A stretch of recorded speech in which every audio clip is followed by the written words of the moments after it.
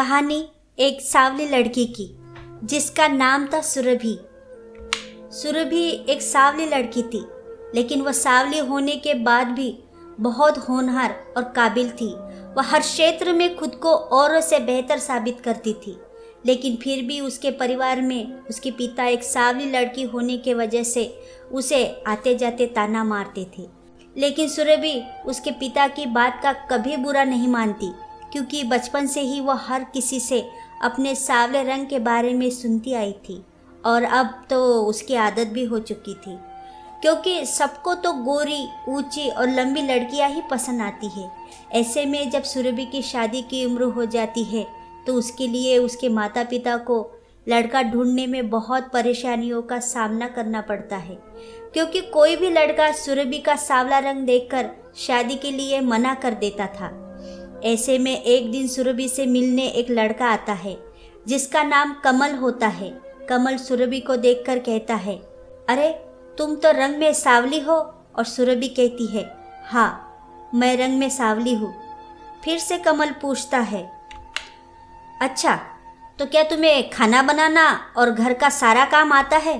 तो सुरभि कहती है, नहीं, मैं जब स्कूल में पढ़ाई करती थी तब तो माँ हमें काम करने नहीं देती थी। फिर स्कूल के बाद जब कॉलेज में आई तो पढ़ाई का बोझ बढ़ गया। ऐसे में घर का काम और खाना बनाना नहीं सीख पाई, और जैसे ही कॉलेज खत्म हुआ तो मेरी नौकरी लग गई और अब मैं अच्छा कमा रही हूँ, इसलिए मुझे खाना बनाने और सीखने की ज़रूरत ही नहीं पड़ी। और अगर कल को शादी करके ससुराल जाती हूँ तो मेरे साथ साथ मेरे पति को भी खाना बनाना पड़ेगा, क्योंकि अगर वो नौकरी करता है तो मैं भी नौकरी करती हूँ, तो दोनों को एक समान ही भूख लगती है, तो सिर्फ खाना मैं ही क्यों बनाऊंगी?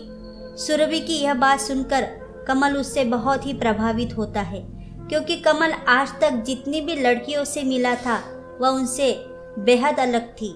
ऐसे ही कमल सुरभि से शादी करने के लिए हाँ कर देता है और कुछ 2 महीने बाद ही उनकी शादी हो जाती है। लेकिन अब जब सुरभि और कमल शादी करके अपने घर आते हैं तो आस पड़ोसी वाले सुरभि की मुंह दिखाई के बाद बातें बनाने लगते हैं। अरे सुजाता बहन को तो देखो, अपने बेटे के लिए कैसी काली बहू ले आई है।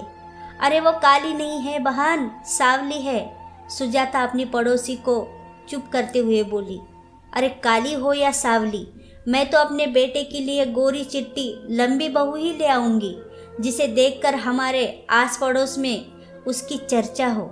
ऐसा ही अब सुरभि की सास को भी लगने लगता है कि उसने अपने एक लौते बेटे कमल की शादी एक सांवली लड़की से कर गलत कर दी, और उस दिन वो भी सुरभि को ताना देने लगती है, अरे पता नहीं कौन से मुहूर्त में मेरे बेटे ने इस सांवली लड़की को पसंद कर लिया।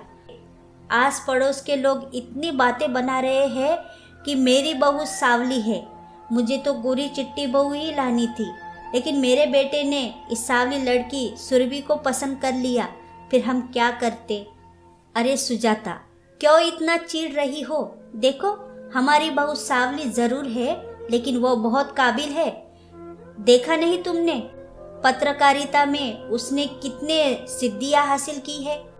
सुरभि के ससुर अपने पत्नी से कहते हैं, हाँ हाँ आपको तो अच्छा ही लगेगा, आपके बेटे ने जो पसंद की है, तुमसे तो बात ही करना बेकार है। ऐसा सुरभि के ससुर अपनी पत्नी से कहकर वहाँ से चले जाते हैं।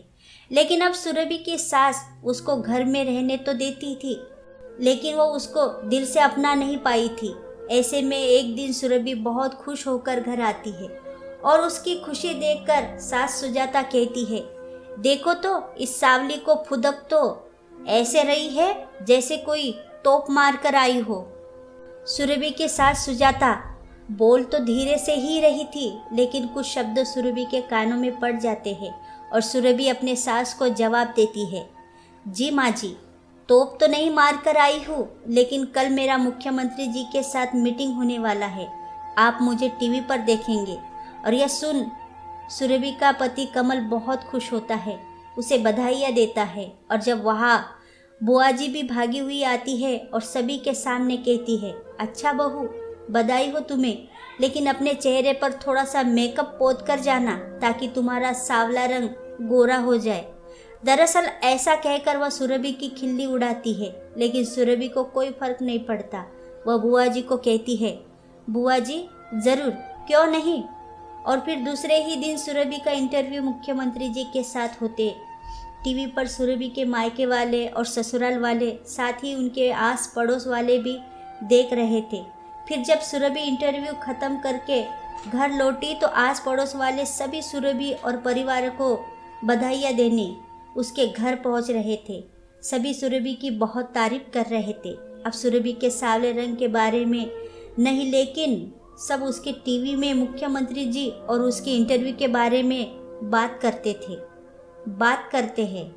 लेकिन सुरभि के साथ सुजाता तो अभी भी सुरभि नहीं अपनाती। ऐसे में सुजाता एक दिन बहुत बीमार पड़ती है और अपने बेटे से कहती है, देखो बेटा, मुझसे तो यह सांवली बहू बर्दाश्त नहीं होती, इसलिए तुम अपने लिए कोई गोरी बहू ले आओ तो मैं इस बिस्तर से उठ जाऊं, क्योंकि मैं नहीं जानती कि मैं कितने दिन तक अब जिंदा रहूंगी। जाते जाते मुझे एक गोरी बहू का मुखड़ा दिखा दे। सुरभि कमरे के बाहर से अपने सास और अपने पति के बीच हुई बातों को सुनती है और वह अपने पति से कहती है, देखिए, अगर आप मुझे अपनी माँ के लिए छोड़ना चाहते हैं तो मुझे इसमें कोई दिक्कत नहीं है। इतनी काबिल हूँ कि आपसे अलग होने के बाद भी अपना गुजारा कर सकती हूँ। आपको मेरी चिंता करने की ज़रूरत नहीं है, आप अपनी माँ की चिंता करिए। लेकिन फिर भी यह मुझसे नहीं होगा, यह कैसे संभव है। मैं अपनी माँ के लिए तुम्हें नहीं छोड़ सकता। और फिर दिन गुजरते सुजाता ठीक भी हो जाती है, लेकिन इस दिन को ज़्यादा दिन नहीं होता। फिर से सुजाता इतनी बीमार पड़ जाती है कि उसे एक बड़े हॉस्पिटल में जाना पड़ता है और बड़े अस्पताल ले जाने के लिए एक बड़े सिफारिश की ज़रूरत थी, क्योंकि उस अस्पताल में भर्ती होने आम इंसान के लिए बहुत ही मुश्किल होता था। ऐसे में सुजाता को बड़े अस्पताल में भर्ती कराना नामुमकिन था। लेकिन सुरभि ने अपने मुख्यमंत्री के पीए को फ़ोन किया और उनसे सिफारिश लेकर अपनी सास को बड़े से बड़े अस्पताल में भर्ती कर दिया। फिर कुछ ही दिनों में सुजाता ठीक होकर घर वापस आई तो उसने देखा कि कमल ने एक गोरी चिट्टी लड़की के साथ शादी कर ली थी। लेकिन वो देखकर भी अब सुजाता खुश नहीं थी और वह अपनी पहली सांवली बहू सुरभि के बारे में ही पूछने लगी थी। तो बेटे ने जवाब दिया, हाँ माँ, वो तो मुझे छोड़कर चली गई। वह मुझे तलाक देकर अलग अकेली रहने चली गई, क्योंकि वह इतनी काबिल थी कि वह अपना घर लेकर खुद अकेले अपना जीवन गुजारा कर सकती थी। बस हम ही उसके लायक नहीं थे। वो सिर्फ आपकी बातें सुनकर मुझे तलाक देकर चली गई। और यह सुन सुजाता को बहुत दुख हुआ है। उसे अपनी एक काबिल बहू खोने का दुख भी होता है। उसे अपने किए पर पछतावा होता है। और अब तो आस पड़ोस वाले भी सुजाता को बुरा भला कहने लगे थे, क्योंकि सुजाता ने अपनी एक बहुत काबिल बहू को खो चुकी थी। लेकिन अब सुजाता की एक गोरी चिट्टी बहू होने के बावजूद भी उसे देखने सुजाता के घर कोई नहीं आता था और ना ही कोई सुजाता से बात करता था। लेकिन अब वो करते भी क्या।